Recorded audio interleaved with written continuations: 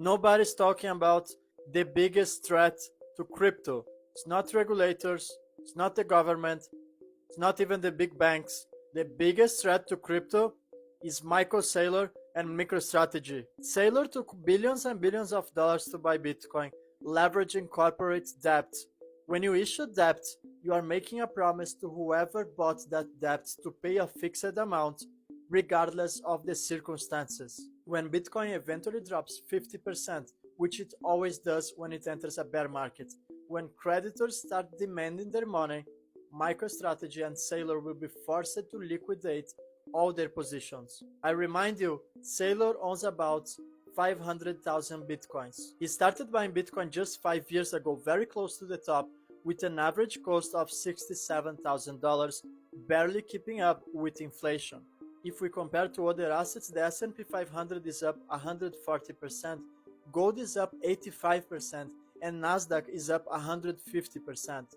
XRP, for instance, is up over 500%, but you can be 100% sure that for certain reasons, Michael Saylor has chosen to ignore XRP. Saylor's entire strategy is to convince other people to buy Bitcoin because he understands the sharks are circling him. Wall Street guys are patiently waiting for his downfall. At this point, it's no longer a matter of if it will happen, it's just a matter of when it will happen. Nowadays, Saylor isn't just playing with his own business, he's playing with the entire crypto markets.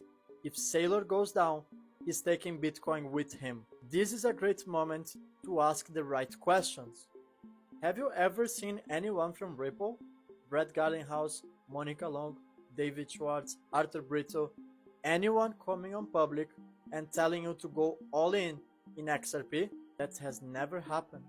They never even told you to buy any XRPs at all. In fact, they are silently building the strongest ecosystem in the entire crypto space, teaming up with regulators, financial institutions. Meanwhile, you have an outdated technology on the sidelines.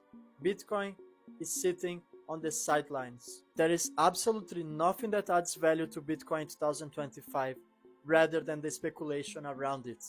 And if people like Michael Saylor and mainstream media are desperately trying to convince the masses to go all in into Bitcoin, meanwhile ignoring here the most obvious choice, the one that one by one fixes every single one of BTC flaws, you should be asking the right questions. If I held Bitcoin, I would be running away as quick as I could. I would be selling it at marketplace before it's too late. They even brought the President of the United States to the Bitcoin convention. They were so desperate for liquidity that when BTC was above $100,000 and the institutions needed to cash out, they needed liquidity, there was no liquidity in the markets. Guess what they did? Let's bring in Donald Trump. Let's hype it, right? Let's hype it. Ignore the technical aspect, which makes it impossible for daily transactions. 100% against Satoshi Nakamoto white paper, a peer-to-peer electronic cash system. Is not electronic cash. It doesn't work as a currency. They say it's a store of value. Well, how's that working out for everyone who bought above $100,000 and they are now 30% in losses when there was a huge mainstream campaign trying to convince the masses to go all in into Bitcoin? Ask the right questions. Don't.